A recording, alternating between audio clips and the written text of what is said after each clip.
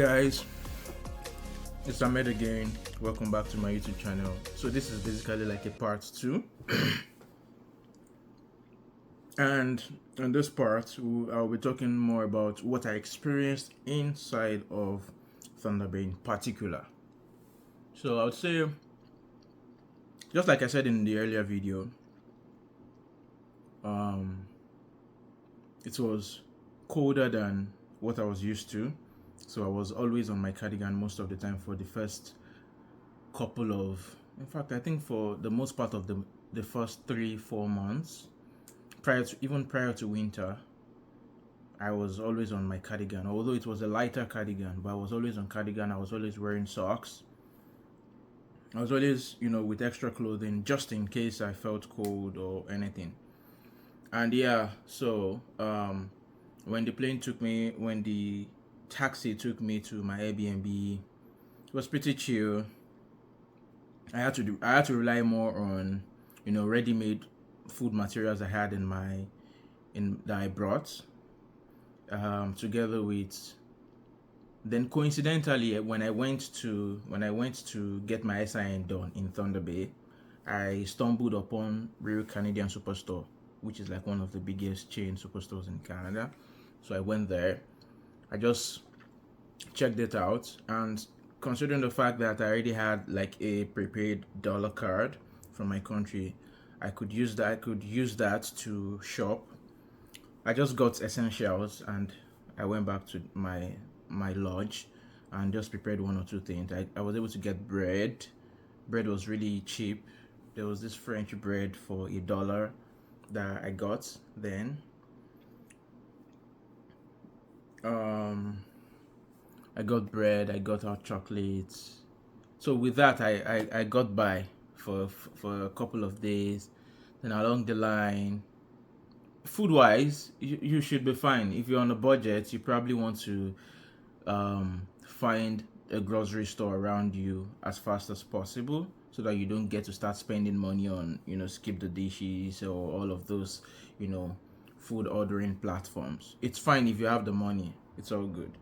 And also, if you're a Nigerian and you are new in town, there are some local restaurants. I think there's one major local restaurant for Nigerian food or African food, and there are some other people who could just help you like cook on demand. So if you want them to cook for you, they could help you cook, something like that. It's not as if they do it majorly, but they could help you do that. But being able to connect to those people can be difficult if you do not know anyone in particular. If you do not know another, countryman or Nigerian in Thunder Bay, so that can be a bit challenging. But overall, there's a kitchen called Thunder Bay African Kitchen.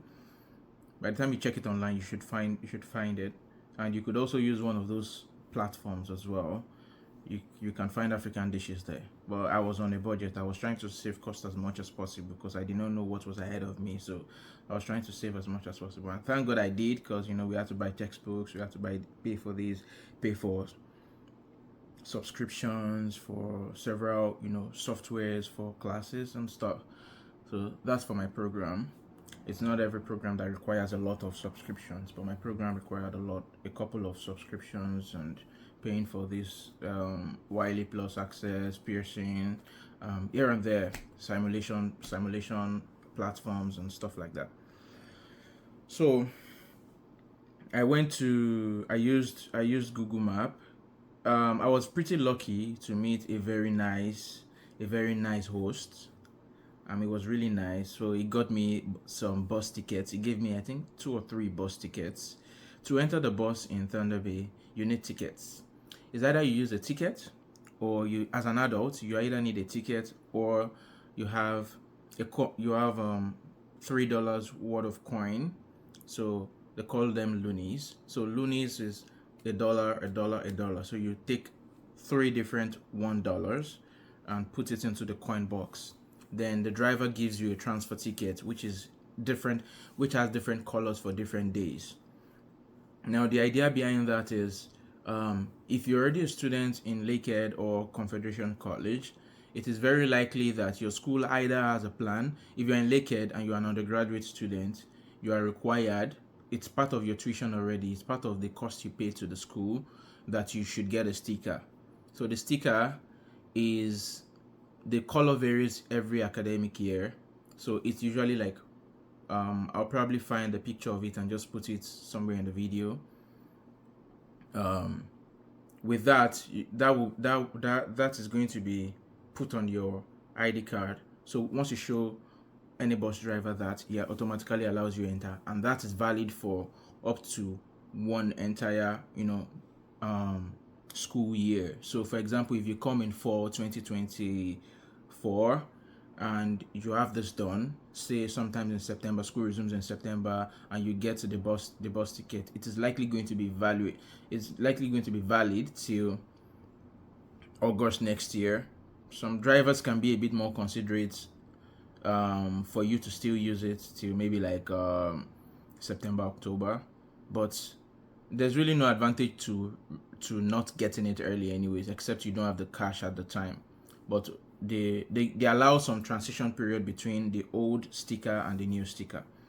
Usually the color is the same for Confederation and Lakehead, but it has different tones. So Lakehead might be light green, while Confederation might be deep green.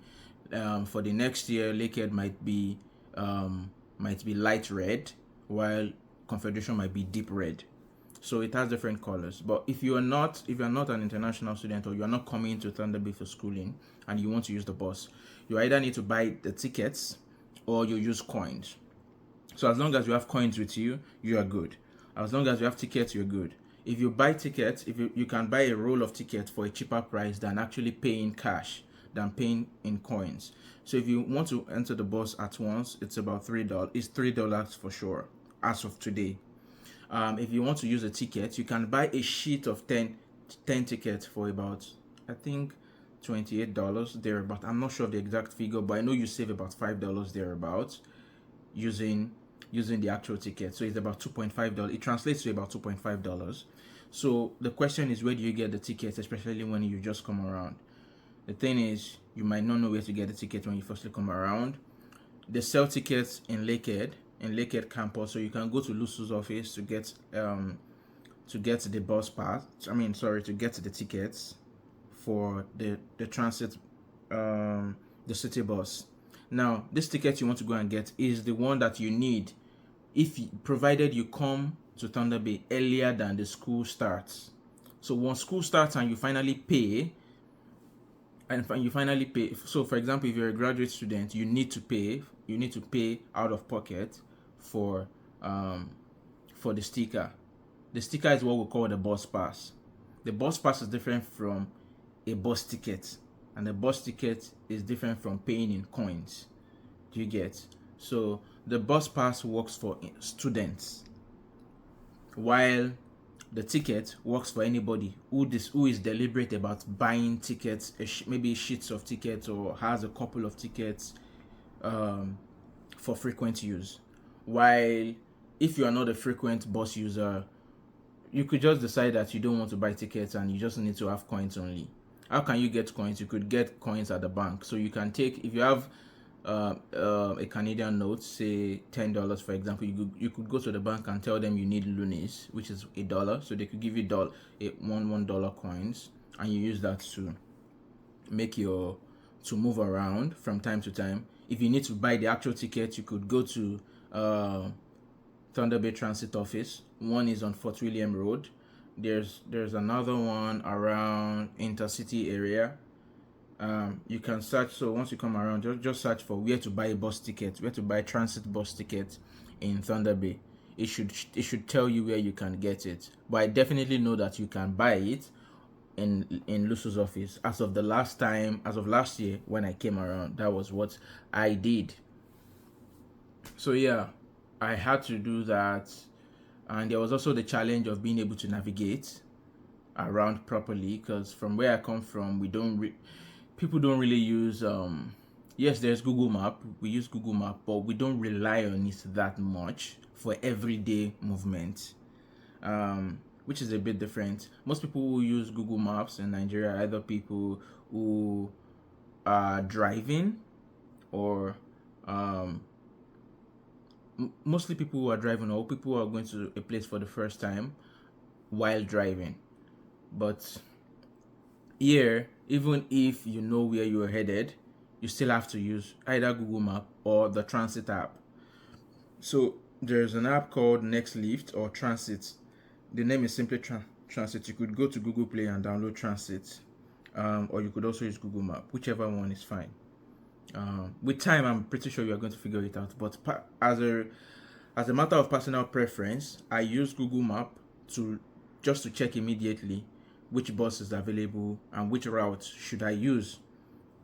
I use Transit when I need to know where the bus is exactly at that very point in time, so I know whether to run or whether I can walk calmly to the bus stop.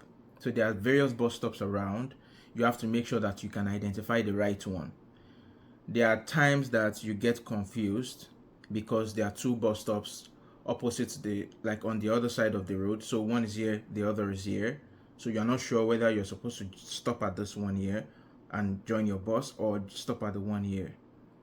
I would say the best way to know is look at the direction on the map. Look at the direction that the map says. If it puts an arrow towards your right, towards the right, for example, and you had to move towards the right to get to the bus stop, then it is likely that you are at the right bus stop. But if the arrow says that you are supposed to move to the left, that the bus direction is supposed to move to the left, but you still have to go to the right to join the bus stop, then it means that you are likely supposed to cross to the other side. I don't know how best to explain this. I might need to, show this on a different video, how to exactly navigate and not miss those kind of bus stops. But for now, that was like one of my major experience here. Getting used to the bus system, then getting food, getting groceries, and getting my SIN done within the city here. So don't be shy to ask people questions. Ask people questions, especially if anyone is going to help you anyways. Even the bus drivers, ask them questions. They know there are times of the year where they know. And Thunder Bay is a very student laden city, so no one is surprised that people are asking questions or people are puzzled about where to go or not to go. So there's that. What else is there to say? Let me look at my list of things I was trying to remember to mention. I've talked about SIN, bank accounts. Yeah, and the job market can be pretty tedious. So my advice is going to be, try as much as possible to start thinking about jobs before you land. Getting a job can be as tedious as getting a house in Thunder Bay. There are jobs, there are houses, but getting them is the problem, because you don't know who is giving the jobs out. You might apply to a job or a house that the landlord is no more taking responsible, forgot to take down the listing.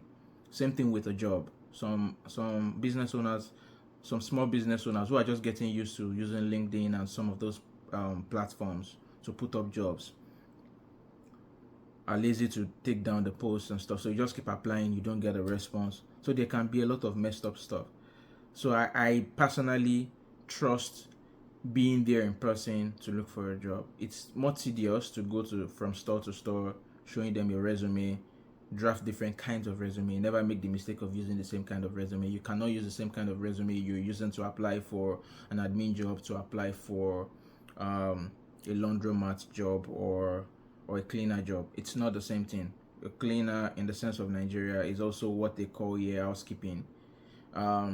It's not the same resume. You have to craft it in a way that matches what you've done before, what is expected of you in your duty, in your line of duty, and at the same time, you just have to make sure that they don't look at your resume and see it as if it's a total mismatch between what they expect you to do in terms of job responsibility, which most job adverts state, and what you have on your resume. It has to align, at least largely align. So yeah, there's that. What else have I forgotten to mention?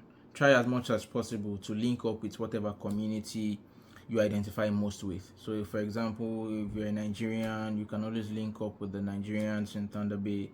There is a WhatsApp group. So for those that do not know, I never knew when I moved here. It was through a fellow Nigerian who I met on Facebook that took me to a Nigerian's place. Somehow, I cannot even remember how we got added to the group. We got added to the group. One way to also join the group, if you're a Nigerian, you could send me an email if you know you're coming to Thunder Bay and show me proof of the fact that you're coming to Thunder Bay. I can always link you into the group. I think there's a Ghanaian group as well, because I have a couple of Ghanaian classmates and people around. I think there's a Ghanaian group. I do not know. I think there are a lot of Indians here, so I don't know. You don't necessarily need to get into a special Indians in Thunder Bay group before you are amongst your people, but there are groups generally for people generally. I could ask though. So if you have requests and you cannot find anything online directly yourself, either through Facebook or through Google, you could shoot me an email or just send a comment and I'll see what I can do. It helps because it helps you acclimatize faster. It also saves you from certain things you probably either waste money on because you do not know. Sometimes those groups they help you know where to find the best deals or find the kind of materials you eat in your country. So for example, there are some food materials, where to get them. For the Nigerians who are watching this, there's an African store that sells virtually everything you would want to buy. The question is whether you feel it is cost effective enough for you to buy from them on a regular basis. And I personally do not shop from there frequently. I think I only shop there maybe like once in 2 months, and I buy only specific things such as what's it called? There's this Lemon Plus. It might sound ridiculous, but I buy Lemon Plus there. I also used to buy plantain chips from there because I do not like the plantain chips at Superstore. It's that one is tasteless. The plantain chips at the African store is sweet, obviously, like ours. What else? They sell virtually everything. But I would definitely not advise you to buy rice at the African store. You can get very, very good rice at the Superstore. Just look for the brand called New Treasure or get No Name. Either of those two should suffice. I'll see if I can find their pictures and just add them here so that it helps you identify them better, because there are several versions of No Name as well. There are some that boil faster and get so soft, which is not the type Nigerians eat. So I know that there are some countries that like the ones that get very soft quick, but it is what it is. Just look for what works best for you. What else am I missing? Let me take a look. Yeah, I think I've covered most of what I need to talk about on the second part of this video. So if there are other things you need that I can make I can make content on, you can leave them in the comments section. I'll take them up and shoot a video if I am chanced. Hopefully I would, because I'm nearing the end of my program, so I think I have more time now than when I firstly came, which was why I have not had time to do this all along. Yeah, so till we meet again.